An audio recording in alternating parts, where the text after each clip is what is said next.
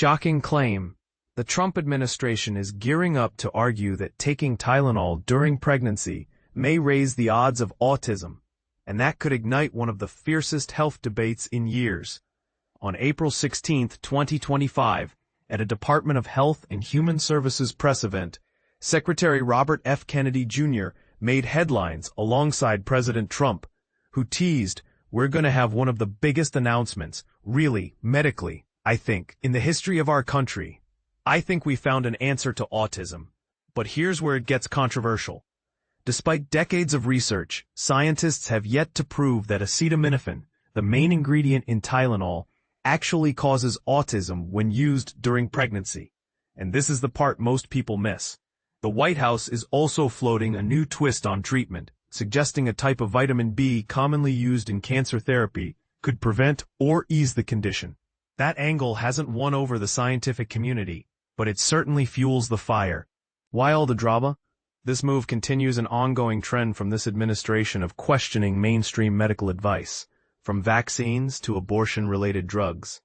Critics charge that these declarations seem less about solid evidence and more about shaking up the scientific establishment for political gain.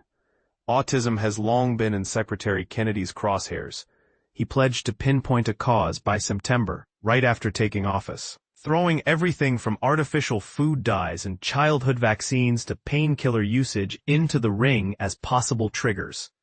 Yet while autism diagnoses have roughly tripled over the past 20 years, acetaminophen consumption among expectant mothers has stayed surprisingly steady.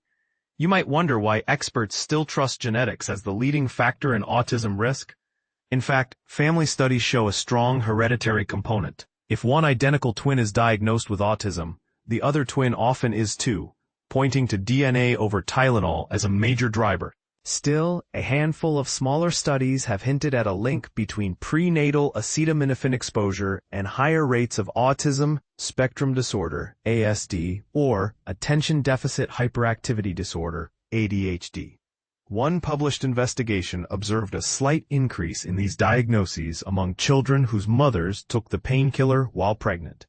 But then came the largest study to date, a U.S. National Institutes of Health-backed collaboration with Swedish researchers, and it found no significant risk at all. Even before those results emerged in 2024, a New York federal court concluded similarly in a product liability lawsuit. Meanwhile, leading obstetric groups, such as the Society for Maternal Fetal Medicine, continue to back acetaminophen for treating fever and pain during pregnancy.